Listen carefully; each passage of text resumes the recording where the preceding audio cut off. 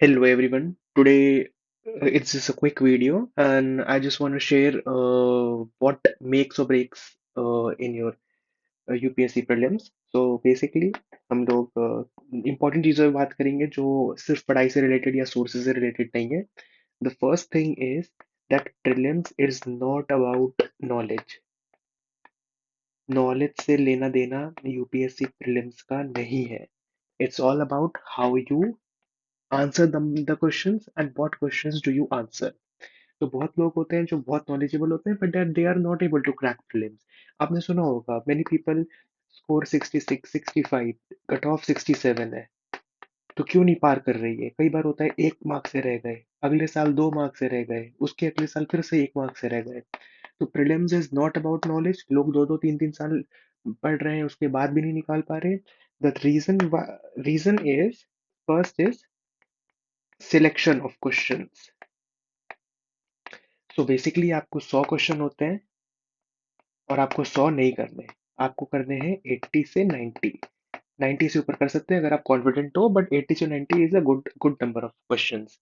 तो अब आपका प्रैक्टिस होनी चाहिए कि आप कौन से क्वेश्चन सिलेक्ट करोगे, क्योंकि रॉन्ग नंबर ऑफ क्वेश्चन या wrong type of question if you select not according to your weaknesses and your strengths, then obviously 20-30 question भी अगर गलत हो जाते हैं तो उससे बहुत बड़ा इम्पैक्ट पड़ जाता है आपके मार्क्स में, क्योंकि ऑब्वियसली नेगेटिव मार्किंग होती है. Second is elimination skill. Elimination skill अगर आपको नहीं आती, ऑप्शंस में कैसे काट के कैसे तुक्का बढ़ाते हैं, जैसे मैं कहता हूँ तुक्का, अगर आपको नहीं आता तो तुक्का हवा में नहीं लगता है. हमेशा we have to eliminate and make a good guess. तो गुड गेसिंग के लिए आपको क्या चाहिए? प्रैक्टिस. तो elimination technique is very important, which many people are which many people don't chase on it. People just chase behind what's it called, knowledge. And I think knowledge के अलावा अगर आप elimination technique करो तो जिस बच्चे ने elimination technique मास्टर कर रखी है वो बच्चा पक्का प्रीलिम्स क्लियर होगा. पक्का तो नहीं कह सकते, बट हाँ, chances are more than a person who has only knowledge. Knowledge चाहे दुनिया भर की है, you won't be able to clear, क्योंकि 20 से 30 क्वेश्चन के ऊपर आपको आता ही नहीं है. बाकी सारा खेल आपका elimination technique and partial usage of knowledge का है. थर्ड इज आपका exam day psychology. I'm gonna explain this with an example. Many people who have cleared prelims वो अगले साल भी क्लियर कर देते हैं. Many people जो क्लियर नहीं करते वो फिर कभी नहीं करते. वो फिर थर्ड अटेम्प्ट में भी नहीं करेंगे, फोर्थ में भी नहीं करेंगे, फिफ्थ में भी नहीं करेंगे, सिक्स में भी नहीं करेंगे और आउट हो जाएंगे रेस से. तो why is that? This is because आपके अंदर कॉन्फिडेंस आ जाता है जब आप एक बार क्लियर कर लो कि हाँ मुझसे तो हो ही जाएगा. And this is what you need. आपको कॉन्फिडेंस चाहिए ताकि आप प्रीलिम्स क्लियर कर सको. तो प्रीलिम्स क्लियर कैसे होगा? आपको आपकी साइकोलॉजी ऐसी होनी चाहिए कि हाँ भाई मैं कर लूंगा, कैन डू. अगर आप डर रहे हो, अगर आप परेशान हो रहे हो, तो फिर आप फिर एग्जाम के लिए नहीं पढ़ो, छोड़ दो. बिकॉज इस एग्जाम में बहुत परेशानियां होती हैं, ऑलरेडी बहुत ज्यादा स्ट्रेस है. The amount of material you have to study and amount of practice you have to do. So if you have a weak mind, तो छोड़ दो. And if you worried about the exam day तो ऐसे देने जाओ जैसे मजे करने जा रहे हो. जा गए, 2 घंटा बैठे, दिया, खत्म, बाहर आए, फिर सी सैट का. And about the next thing is CSAT. Ignoring CSAT, I know many people are very this thing कि हम तो कर लेंगे, हम तो कर लेंगे. 67 ही तो लाना है.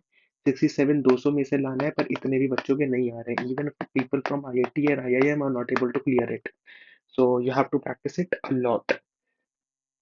अपार्ट फ्रॉम दीज थिंग्स, मैं कुछ इंपॉर्टेंट चीज़ों के बारे में बात करूंगा, जो है टू मैनी सोर्सेस. अगर आप एक ही चीज़ 10 जगहों से पढ़ रहे हो तो उसका फायदा नहीं है. मैं आपको बताता हूँ how. If you want to read one thing from many sources, do do this thing. एक सोर्स से पढ़ो, वन सोर्स से पढ़ा, और फिर जस्ट ट्राई टू रियलाइज या अंडरस्टैंड, क्या आपको उस बुक का सब कुछ आता है? डू यू नो एवरीथिंग जो भी लिखा हुआ है? अगर नहीं, जो ऑब्वियसली होगा कि नहीं, then you have to stick with that source and just master it. अगर आप किसी और में जाओगे कोई फायदा नहीं होने वाला.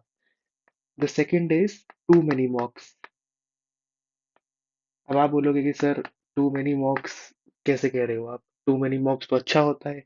यस, टू मेनी मॉक्स अच्छा होता है, but too many mocks without analysis अच्छा नहीं होता। 10 मॉक दो, 10 मॉक मतलब 1000 क्वेश्चन। पर अब इन क्वेश्चन में से एक क्वेश्चन भी अगर दोबारा आ जाए तो आपका गलत नहीं होना चाहिए, ऑलवेज करेक्ट। ये कैसे होगा? एनालिसिस से।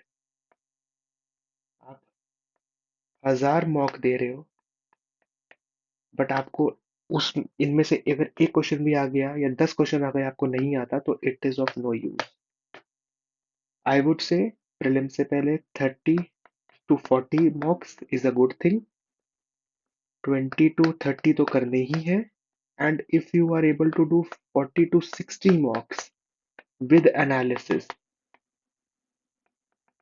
तो भैया मैं आपको बता रहा हूँ, there will be nothing that will stop you from clearing prelims 2026, given you have existing knowledge of subject. So that is all for today. Just let me know what kind of video do you want next, and thank you everyone.